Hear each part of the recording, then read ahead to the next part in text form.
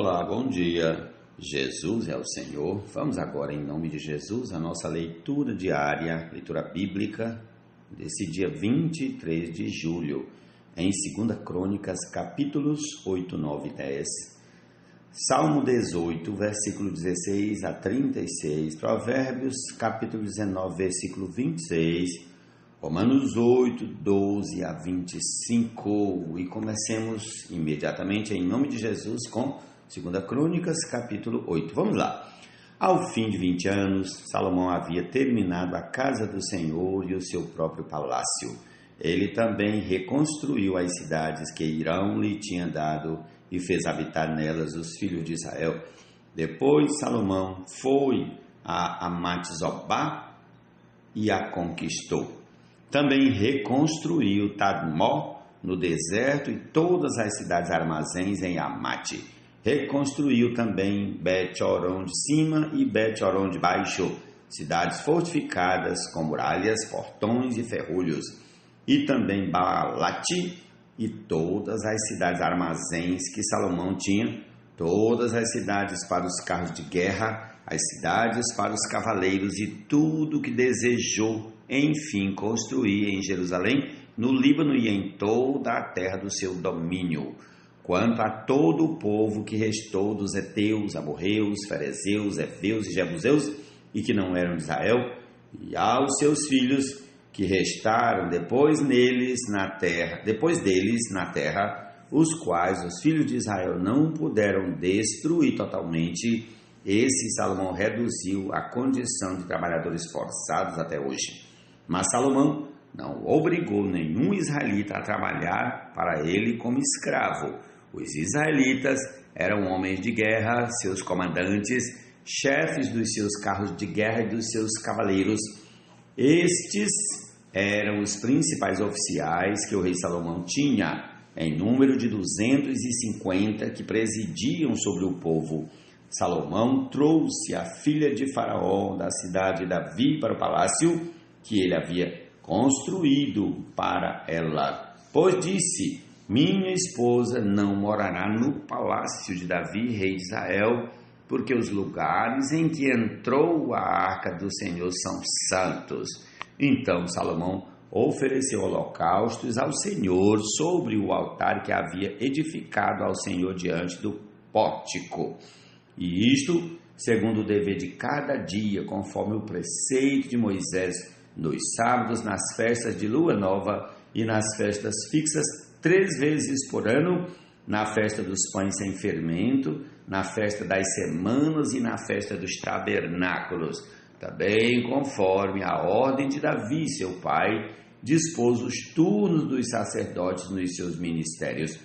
Também dispôs os turnos dos levitas para os seus cargos, para louvarem a Deus e servirem diante dos sacerdotes, segundo o dever de cada dia, e os porteiros pelos seus turnos a cada porta, porque esta era a ordem de Davi, o homem de Deus.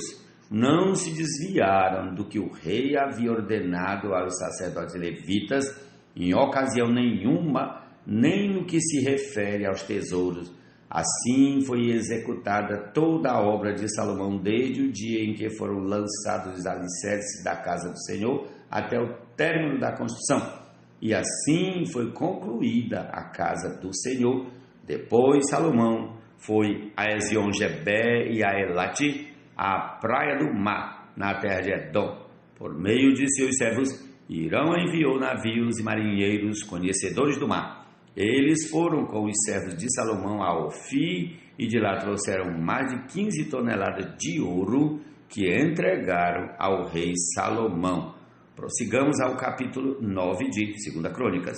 Quando a rainha de Sabá ouviu falar da fama de Salomão, veio a Jerusalém prová-lo com perguntas difíceis, chegou com uma enorme comitiva, com camelos carregados de especiarias, de ouro em abundância e pedras preciosas. Ela se apresentou diante de Salomão e lhe expôs tudo o que trazia em sua mente. Salomão respondeu todas as perguntas que ela fez e não houve nada profundo demais que Salomão não pudesse explicar. Quando a rainha de Sabá viu a sabedoria de Salomão, o palácio que ele havia construído, a comida que era servida na mesa dele, o lugar dos seus oficiais, o serviço dos seus criados e os trajes deles, seus copeiros e os trajes deles, e o holocausto que oferecia na casa do Senhor, ficou como fora de si. E disse ao rei: é verdade o que eu vi na minha terra a respeito de você, a respeito da sua sabedoria. Eu, porém, não acreditava no que se falava, até que vim e vi com os meus próprios olhos.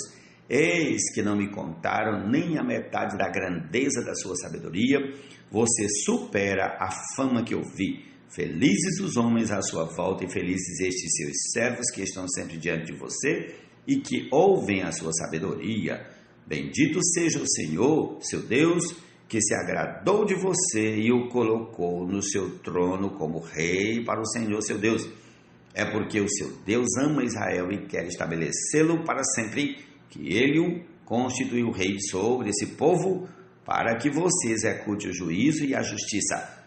Ela entregou ao rei 4 toneladas de ouro, grande abundância de especiarias e pedras preciosas.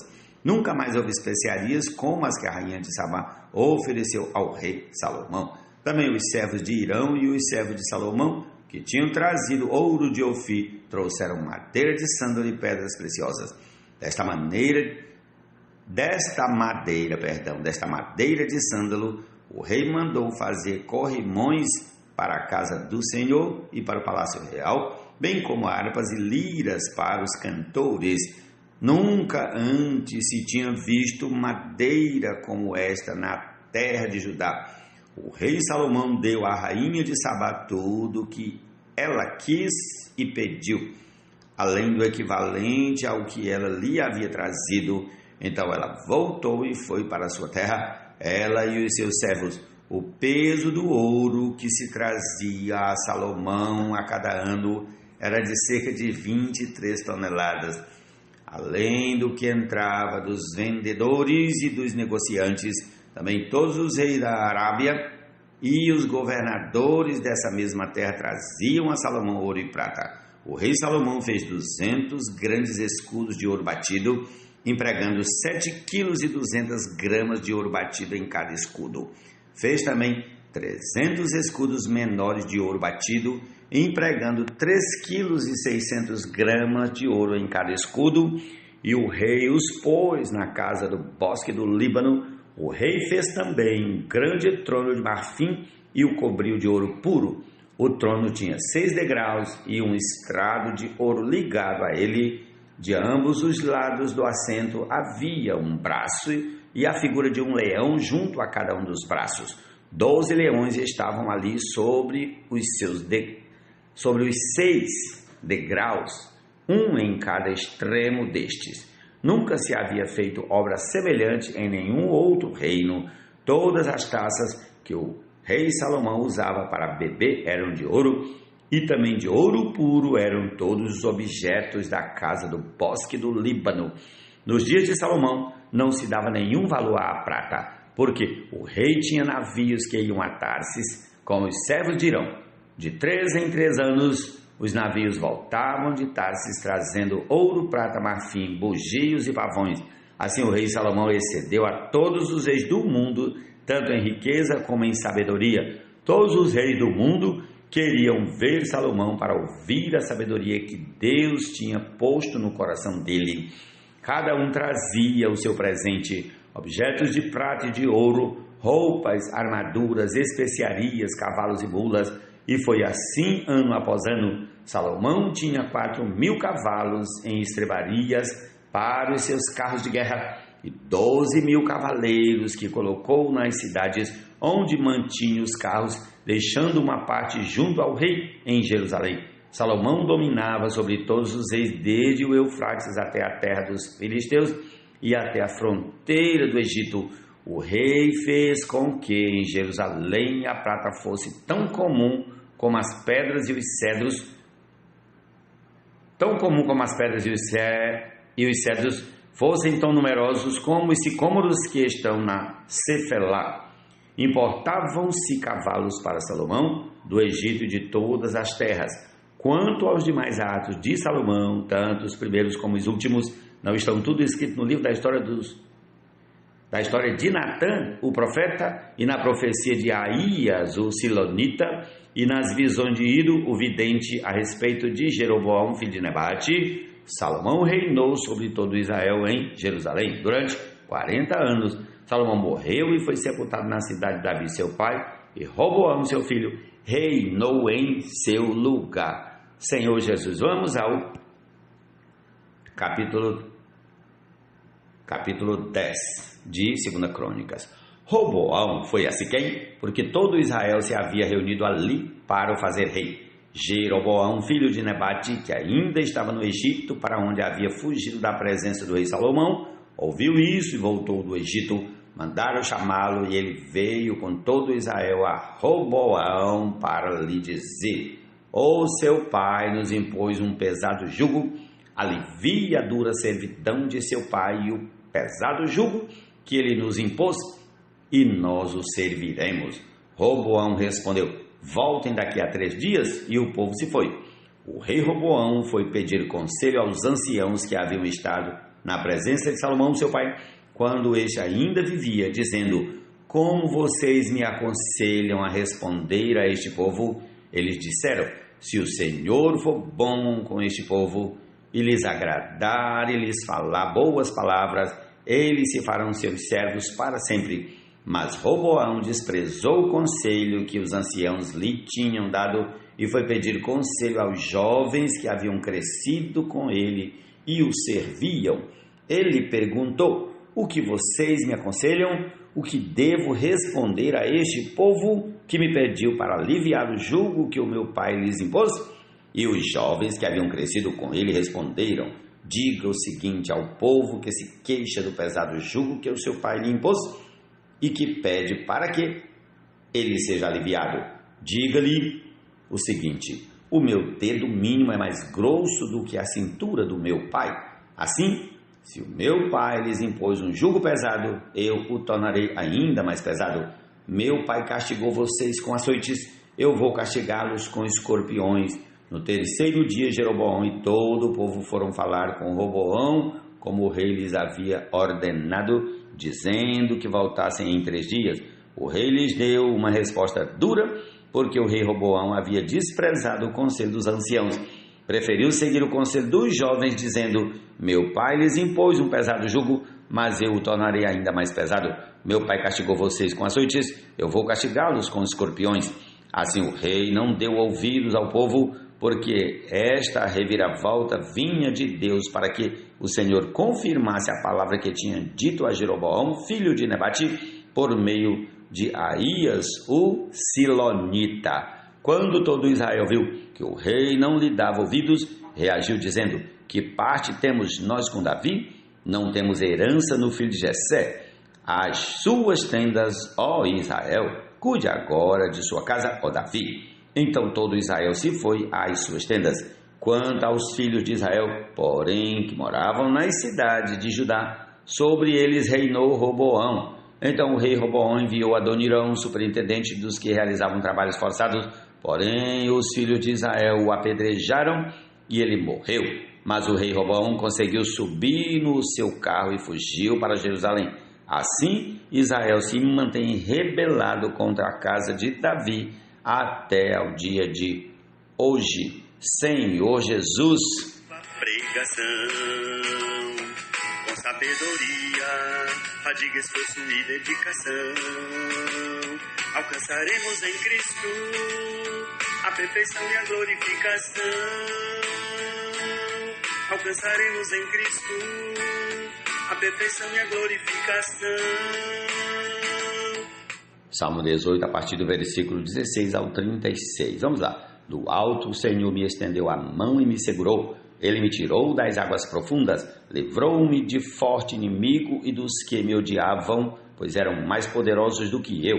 Eles me atacaram no dia da minha calamidade, mas o Senhor me serviu de amparo. Trouxe-me para um lugar espaçoso, livrou-me porque ele se agradou de mim. O Senhor me atribuiu segundo a sua própria justiça. Ó Senhor Jesus, repetindo o versículo 20, o Senhor me retribuiu segundo a minha justiça.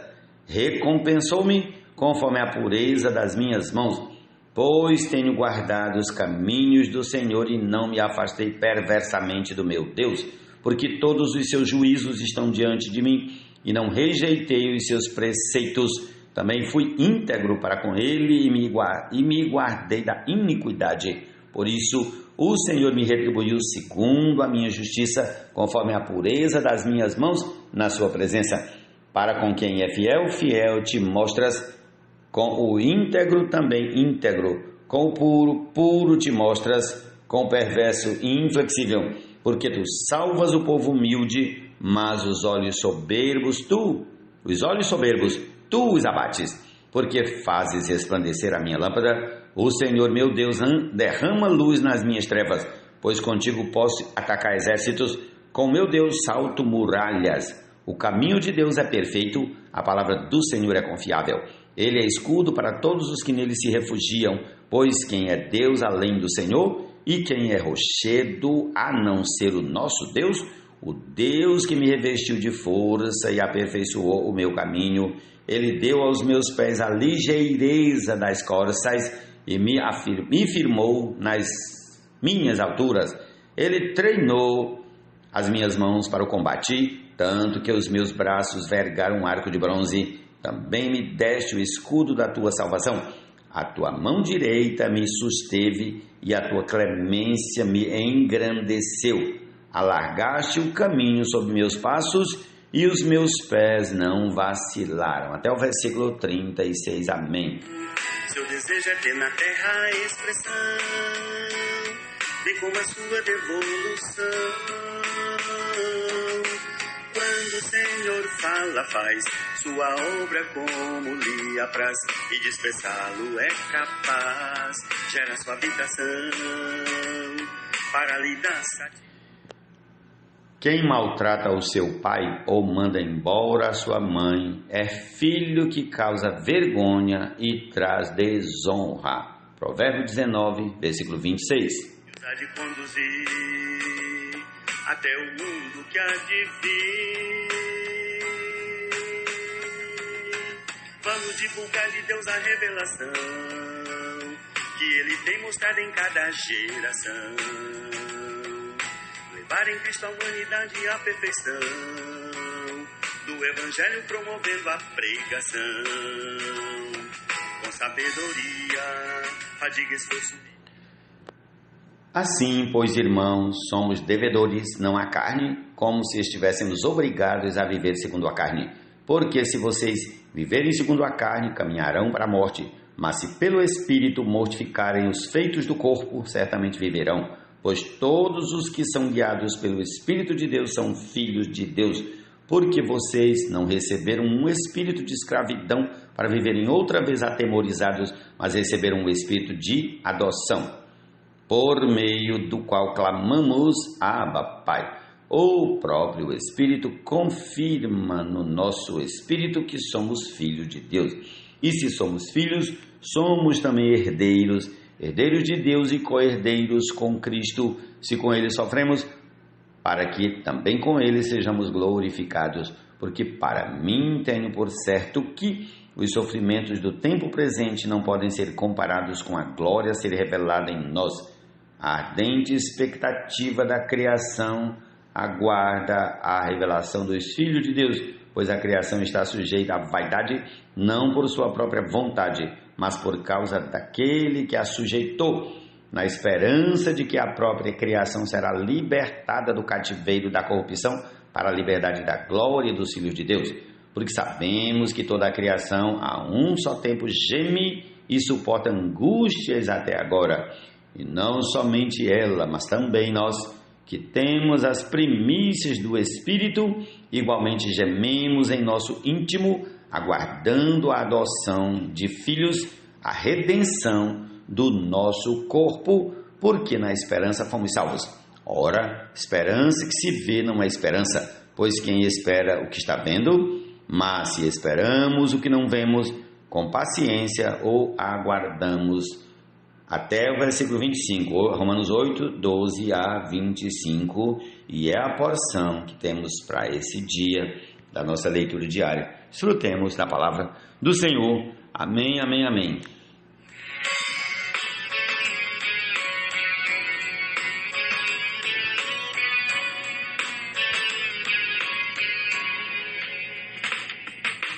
Pela palavra que falou, todas as coisas Deus criou, mas ao homem com as próprias mãos formou, e nele o fôlego de vida soprou. Seu desejo é ter na terra a expressão, bem como a sua devolução.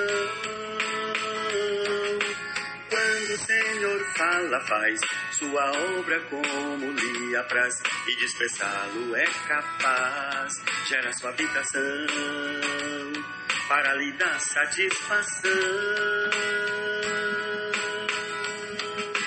Os que creram ao ouvir a palavra gerou neles vida aqui, e direção para o seguir, que os há de conduzir até o mundo que há de vir. Vamos divulgar de Deus a revelação que Ele tem mostrado em cada geração. Levar em Cristo a humanidade à perfeição do Evangelho, promovendo a pregação. Com sabedoria, fadiga, esforço e dedicação, alcançaremos em Cristo a perfeição e a glorificação. Alcançaremos em Cristo a perfeição e a glorificação. A perfeição e a glorificação. A perfeição e a glorificação.